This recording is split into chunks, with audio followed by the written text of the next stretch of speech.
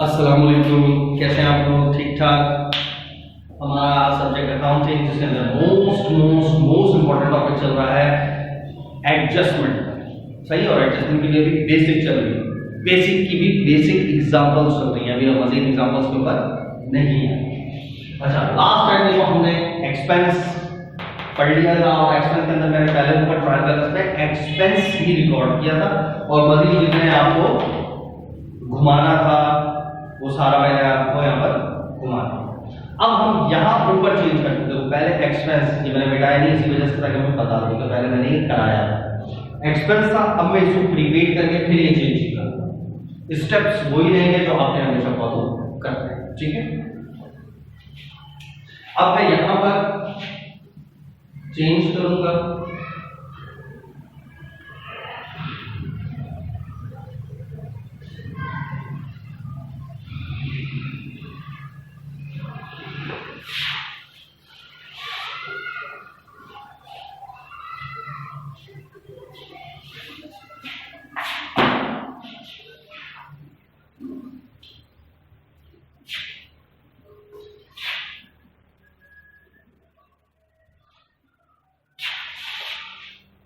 अच्छा।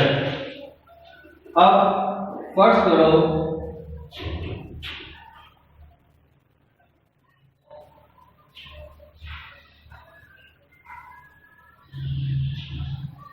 ऊपर मैं लिखता हूं प्रीपेड ₹1। राइट, अब मैंने ऊपर क्या लिखा है? प्रीपेड 1000। अब प्रीपेड का मतलब क्या हुआ? बचा हुआ ये भी एक्सपेंस नहीं, ठीक है। Next other data.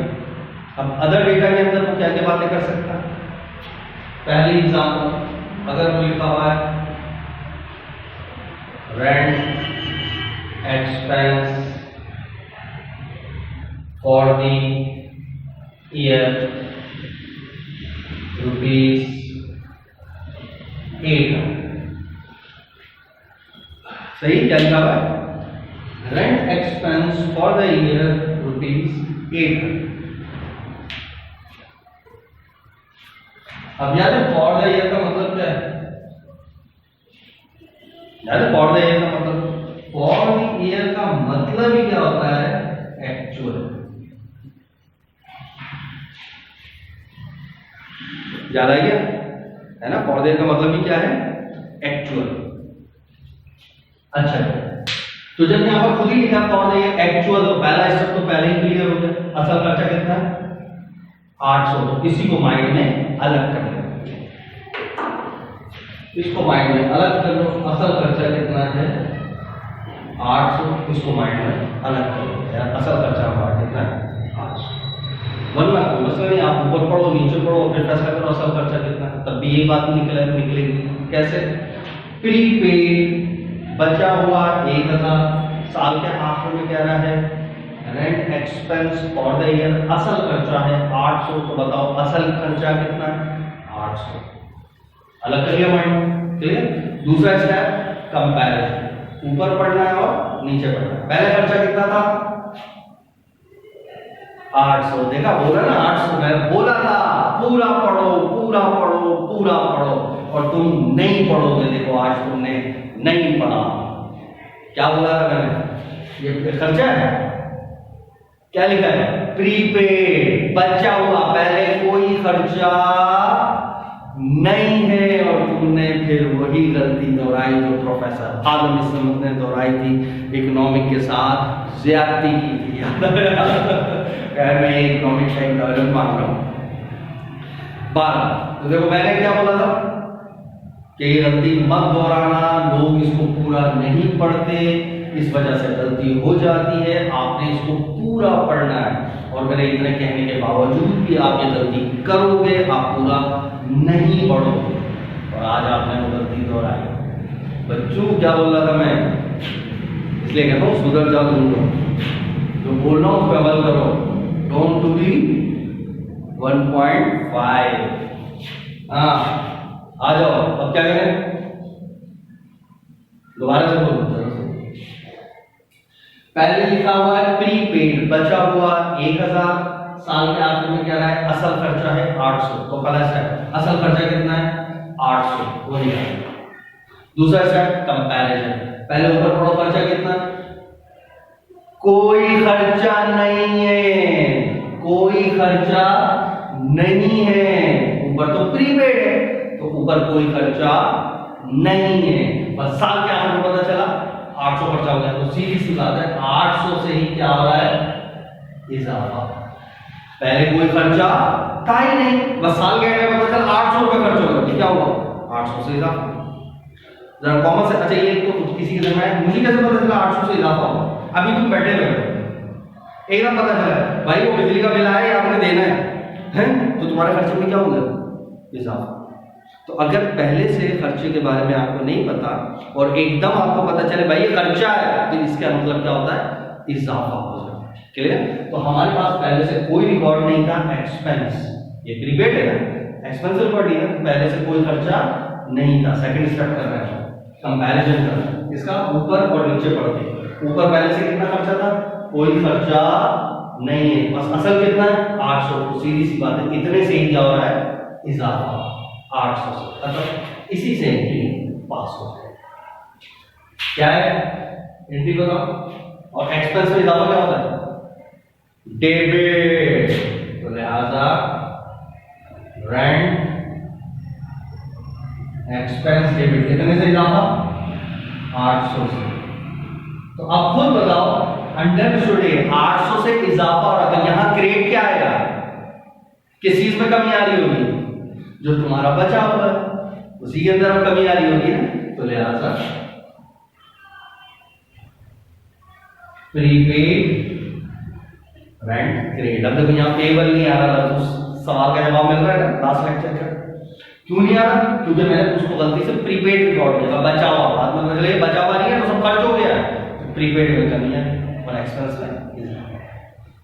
ठीक है जी, मजा आ रहा है अकाउंटिंग के कॉन्सेप्ट से पढ़ोगे तो बड़ा मजा आएगा, क्योंकि कॉन्सेप्ट क्लियर होंगे तो कड़ी से कड़ी मिल रही होगी।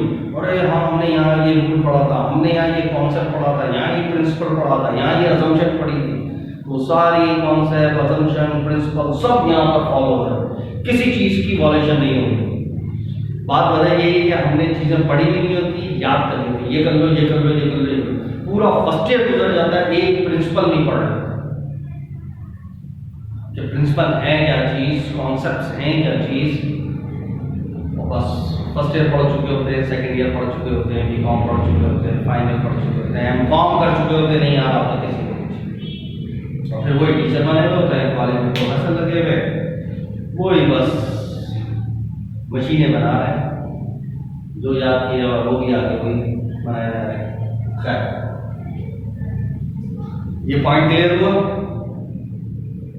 सही है, तो बड़ा अच्छा पॉइंट है, अच्छे से याद करना। देखो ये चीज होती है, अब मैं इतना कॉन्सेप्ट क्लियर करा, मेरे लिए बहुत आसान है, भाई ऊपर प्रीपेड लिखा हो नीचे प्रीपेड लिखा हो, क्या करना, जो नीचे लिखा है ना, ओ सॉरी ऊपर प्रीपेड लिखा हो नीचे ये फॉर द ईयर लिखा हो, तो बस जो नीचे लिखा हुआ होगा उससे ये वाली एंट्री पास कर देना, इतना आसान है याद करना, ठीक है। लेकिन कॉन्सेप्ट को समझाना शुरू में बस थोड़ा सा जान मारनी पड़ती है, कॉन्सेप्ट आपके भी क्लियर होने चाहिए, तो स्टूडेंट इंशाल्लाह लाइफ में आपको कभी ना कभी जरूर दुआ देगा कि हाँ यार वाकई में किसी ने हमें कुछ नॉलेज दी कि आज हमें मजा आ रहा है। उनका फिर आगे भी दिल चाहता है मजीद पढ़ने का, कि हम आगे मजीद पढ़ें, CA ICA में, SCCA सिमा सीसा CFA, बहुत सारी डिग्रीज निकलती हैं अकाउंट्स की। बाहर यहाँ तक ओके।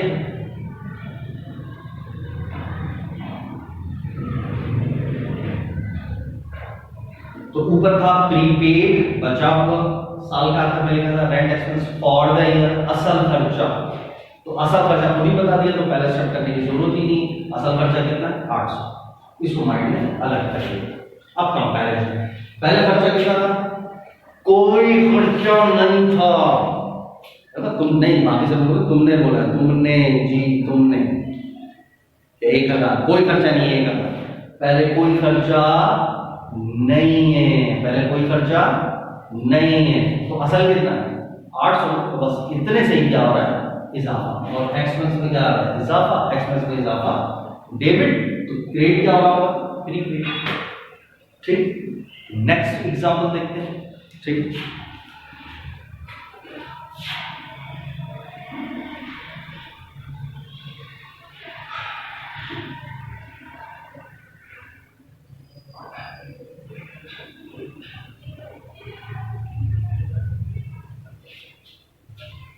प्रीपेड कितना है, 200,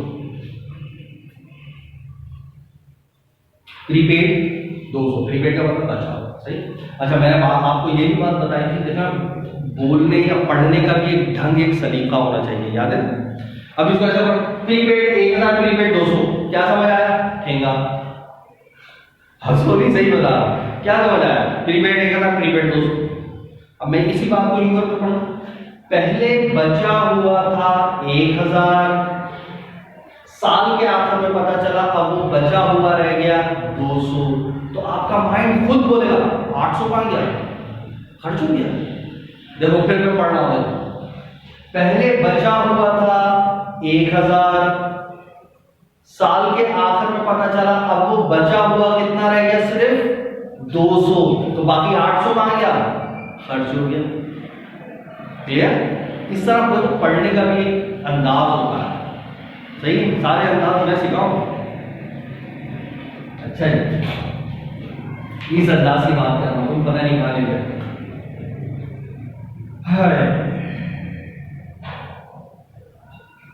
पॉइंट आ गए आप, चलो सही।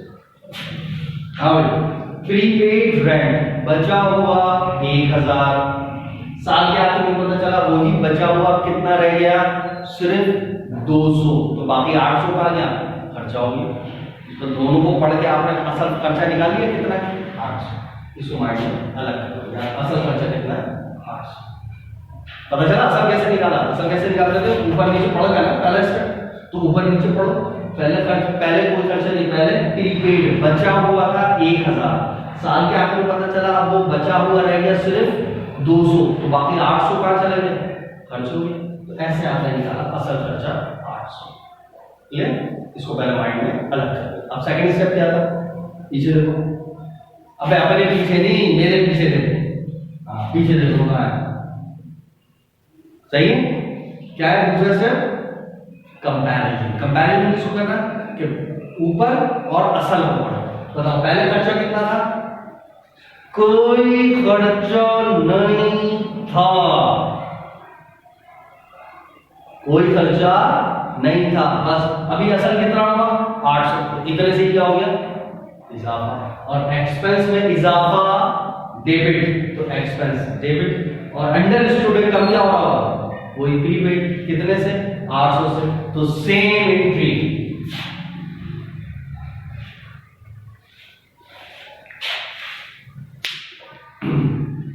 क्लियर, सेम एंट्री हो रही है दोनों। क्लियर है ये पॉइंट, दोनों कॉन्सेप्ट सेम है, सिर्फ मैंने अल्फाजों में घुमाया। ठीक है, चाहो तो इसका टी अकाउंट बना के भी उसको समझ सकते कि भाई टी अकाउंट हमेशा किसका बनाया जाता है, जो पहले से रिकॉर्ड है। पहले से क्या रिकॉर्ड है, प्रीपेड 1000, तो आपने बनाया प्रीपेड और कितना 1000, अंडर स्टूडेंट डेबिट हो, सही। अब साल के आखिर में पढ़ो। अब जैसा फर्स्ट पर मैं दूसरी एग्जांपल समझा रहा हूँ, क्या कह रहा है, प्रीपेड 200, साल के आखिर में कह रहा है प्रीपेड कितना है 200, और जबकि मैंने कितना लिखा हुआ पहले से रिकॉर्ड कितना 1000, तो मैं क्या करूं कि ये 200 आ जाए, 200 लाना है, खुद सोचो। पहले था 1000, मैंने ऊपर लिख लिया 1000, साल के आखिर में वो क्या कह रहा है, नहीं भाई प्रीपेड तो 200 है, तो मैं क्या करूं कि ये 200 बन जाए, 800 रुपए से मुझे प्रीपेड को क्रेडिट करना पड़ेगा। देखो 800 रुपए से प्रीपेड क्रेडिट होगा, तो जब प्रीपेड में कमी हो रही है तो खर्चे में इजाफा होगा, एक्सपेंस में।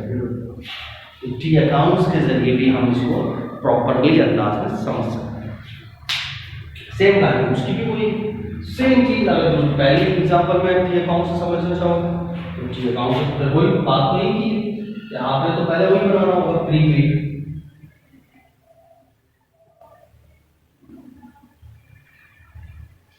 प्रीपेड कितना है? 1000, ठीक है। अच्छा, और अब साल के आखिर में क्या बोला था उसने? खर्च हो गए 800। अब हमारे दिमाग में क्या था, हमने तो रिकॉर्ड क्या रखा था, बचे हुए 1000 प्रीपेड। एंड में क्या पता चला भाई 800 खर्च हो गए, तो ये अब कितने रह गए फिर 200। तो मैं क्या करूं कि अब ये 200 आए, 800 से क्रिएट करना पड़ेगा। तो प्रीपेड को 800 से क्रिएट करना पड़ेगा। तो प्रीपेड क्रिएट करना है, उसका एक्सपेंस डेबिट होगा, दूसरा काम इधर हो जाएगा एक्सपेंस का 800 से, ठीक है। तो देखो दो की अकाउंट से भी मैंने उसको एग्जांपल कर दिया, ठीक है। वैसे ऑलमोस्ट अगर ऊपर प्रीपेड हो तो नीचे यही दो कॉन्सेप्ट बनाए जा सकते हैं, सही। और फिर कोई कॉन्सेप्ट नहीं बन सकता, मेन यही कॉन्सेप्ट होता है। अच्छा, ये देखो, ये मैंने इतने एक एक चीज एग्जांपल के हिसाब से समझाई कि क्या ऊपर क्या लिखा था, प्रीपेड बचा हुआ, ये इसको पूरा पढ़ना है, आधा नहीं पढ़ना, सही है, पूरा पढ़ना है। प्रीपेड बचा हुआ, पहली एग्जांपल क्या थी, rent expense for the year, असल खर्चा। जब खुद ही बता दिया असल, तो पहला स्टेप तो हमारा होता ही क्या है, असल खर्चा निकालना। तो जब वो खुद ही बता रहा है असल खर्चा कितना है 800, तो पहला स्टेप करने की जरूरत नहीं, खुद ही बता दिया असल 800, तो माइंड में रखो असल है 800। अब कंपैरिजन करना है ऊपर और असल। पहला खर्चा कितना था, कोई खर्चा नहीं था, तो असल 800, तो सीधी सी बात है इतने से ही क्या हुआ, इजाफा। और एक्सपेंस में इजाफा हो रहा है, तो एक्सपेंस में इजाफा रूल के तहत डेबिट, और एक्सपेंस में इजाफा हो रहा होगा तो जो पहले से रिकॉर्ड है प्रीपेड उसमें कमी है, अमाउंट वही आएगा जितने से इजाफा या जितने से कमी, ये हमेशा हमेशा हमेशा याद रखना, सही। दूसरी एग्जांपल प्रीपेड। मैंने बोला था प्रीपेड को पढ़ने का तरीका सही से पढ़ना, वरना ऊपर लिखा प्रीपेड 1000, नीचे लिखा प्रीपेड 200, समझ नहीं आई बात, तो क्या बात हुई। लेकिन अगर आप इसको यूं पढ़ो, पहले बचा हुआ था 1000, साल के आखिर में वो बचा हुआ रह गया सिर्फ 200, तो आपका माइंड खुद बोलेगा बाकी 800 कहाँ गए, खर्च हो गए, है ना।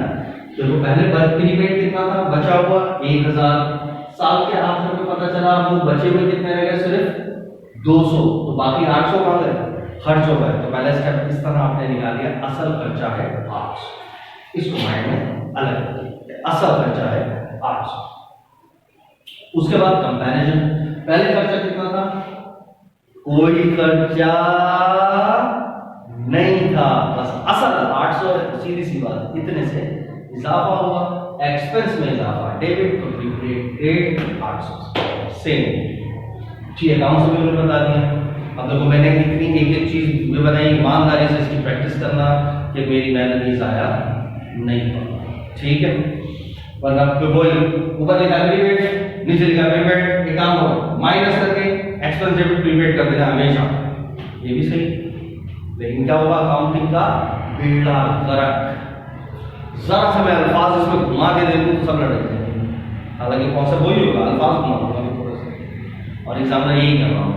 तो अगर आपकी लक अच्छी थी तो जो रट्टा लगाया था टीचर ने वही आ गया, तो आपने कर लिया, नहीं आया तो क्वेश्चन गलत है, तो अब आपने प्रैक्टिस करो, ठीक है। ओके, अल्लाह हाफिज़।